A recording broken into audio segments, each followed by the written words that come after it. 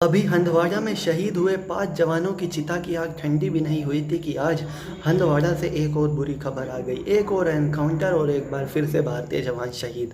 ऐसी खबर आ रही है। वरिष्ठ पत्रकार राजदीप सरदेसाई ने ये ट्वीट किया है कि हंदवाड़ा में गन फाइट चल रही है जिसमें अब तक हमारे 3 सीआरपीएफ के जवान शहीद हो चुके हैं और उसमें मिलिटेंट भी मरे हैं। लेकिन कितने मिलिटेंट मरे हैं अभी इस बात की पुष्टि नहीं है, कितने आतंकवादी जहन्नुम पहुँचे हैं। लेकिन दुख की बात तो ये है कि हमारे 3 सीआरपीएफ के जवान शहीद हो गए हैं। हमारे देश में लोगों की थोड़ी मानसिकता समझ के बाहर हो जाती है। लोग जब आतंकवादियों के मरने का जश्न मनाते हैं, ठीक है, आतंकवादियों के मरने का जश्न मनाना चाहिए, लेकिन किस कीमत पर मनता है वो बात लोग भूल जाते हैं।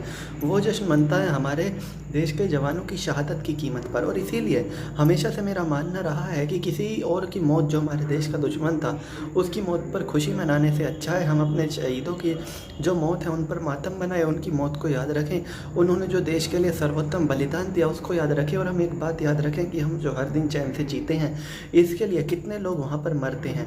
लेकिन इसके बावजूद लोग अपने ही देश के लोगों के जिस तरह से शहादत का मजाक उड़ाते हैं और जब ह्यूमन बॉडीज़ गिरती हैं उन पर जो जश्न मनाते हैं, वो वाकई में उसकी किसी भी शब्दों में उसकी बुराई नहीं की जा सकती, क्योंकि इस तरह के कोई शब्द बने ही नहीं हुए। हर कोई चाहता है ये गन फाइट रुक जाए, लेकिन एक हकीकत ये भी है कि जब तक ये आतंकवादी पाकिस्तान से समर्थन पाते रहेंगे, जब तक पाकिस्तान की ये नापाक हरकतें बंद नहीं होंगी, कुछ भी नहीं रुकेगा।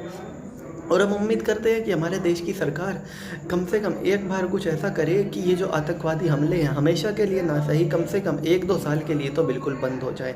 लेकिन ऐसा कभी नहीं होता। मुश्किल से 1 हफ्ता ही तो बीतता है बिना किसी आतंकवादी हमले के। हम तभी कोई ना कोई ऐसी खबर पढ़ लेते हैं कि कश्मीर में एक बार फिर से सेना के ऊपर आतंकवादी हमला, या फिर सेना की ओर आतंकवादियों की गन फाइट, आज हमारे इतने जवान शहीद, आज हमारे उतने जवान शहीद।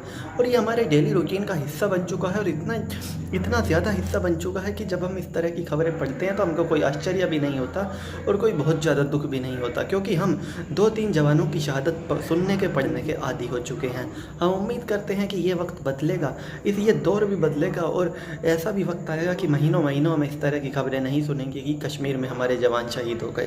तो चलिए दोस्तों, मैं राहुल चौधरी फ़िलहाल इस वीडियो के लिए इतना ही। आगे भी इसी तरह की देश, दुनिया, बॉलीवुड और खेल की तमाम खबरों के लिए बने रहिए मेरे साथ। जय माता दी।